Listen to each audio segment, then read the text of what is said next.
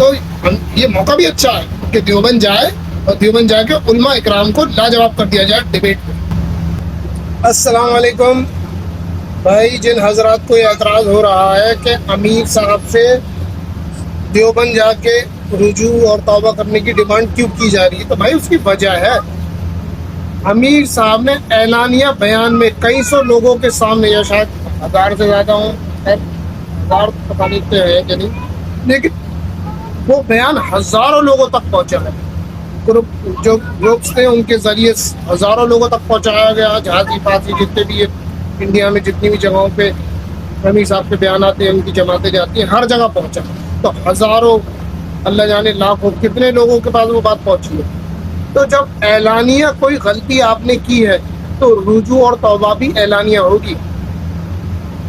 اس میں یہ کوئی بات تھوڑی ہوتی ہے کہ ٹھیک ہے کسی آدمی کو بار بار پریشان کرنا، وہ ان کی بات جائز ہے، لیکن علماء اکرام کی بھی بات جائز ہے کہ بھائی جب آپ نے اعلانیہ غلطی کری تو توبہ بھی اعلانیہ ہوگی۔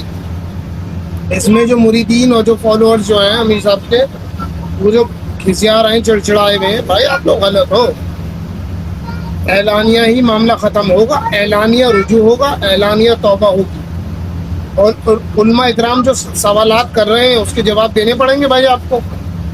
جو جن خوابوں کی وجہ سے گمراہی پھیلی، غلط فہمیاں پیدا ہوئیں، ان خوابوں کو بتانا تو ہوگا علماء اکرام کو کہ بھائی یہ خواب دیکھے گئے تھے، علماء اکرام بتائیں گے اس کا کیا مطلب ہے۔ یہ کوئی بات ہوئی کہ میں خواب دیکھ رہا ہوں اور میں ہی خود اس کا مطلب نکالوں؟ اتنا کسی آدمی کو خود کو اتنا بڑا نہیں سمجھنا چاہیے۔ علماء اکرام سے مشورہ تو کر ہی سکتے ہیں، چلو بھائی آپ کو آپ کے پیر صاحب نے، شیخ صاحب نے کہا کسی کے نیچے کام مت کریے، ٹھیک ہے، لیکن علماء اکرام سے مشورہ مت کرنا، یہ مت کریے وہ مت کریے، یہ سب تو بولا نہیں مولانا یعقوب رحمۃ اللہ علیہ نے۔ وہ ہو ہی نہیں سکتا ایسا بولے کہ بھائی علماء اکرام سے مشورہ مت کرنا، ان کے حساب سے مت چلنا، کہ کوئی خواب آئے تو اس کی تعبیر مت لینا، ایسا تھوڑی ہوتا ہے بھائی۔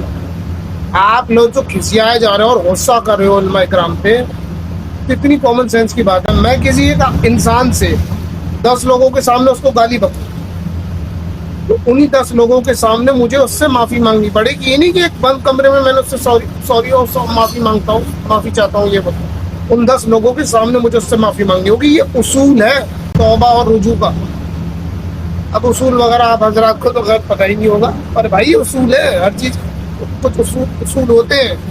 جیسے تبلیغی جماعت کے اصول تھے نا جو آپ لوگوں نے طاقتیں رکھ دی ہے، تبلیغی جماعت کے بجائے کچھ اور کام ہو رہا ہے، ایسے ہر چیز کے اصول ہوتے ہیں، تو آپ حضرات کو اصولوں کے حساب سے چلنا ہوگا۔ کوئی فائدہ تھوڑی اگر آپ بیٹا بھائی اگر آپ قرآن حدیث کے اصولوں کے حساب سے یا وقف نامے کے حساب سے چلتے ہیں تو آپ سے کوئی سوال ہی نہیں کرے گا۔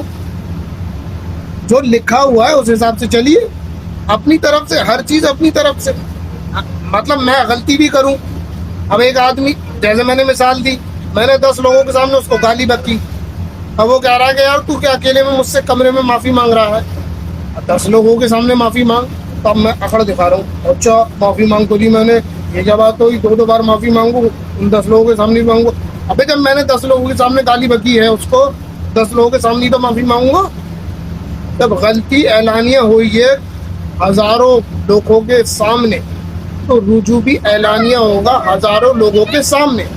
بلکہ میں تو یہ کہتا ہوں یہ بہت اچھا موقع ہے امیر صاحب کے پاس، عبدالرشید صاحب کے پاس، کہ دکھا دے دنیا کو، دیوبند جائیں، علماء اکرام کا ان کے سامنے بیٹھے اور ثابت کر دے کہ حقیقتاً امیر صاحب قرآن حدیث کو علماء اکرام سے زیادہ جانتے ہیں، شریعت کو علماء اکرام سے زیادہ سمجھتے ہیں۔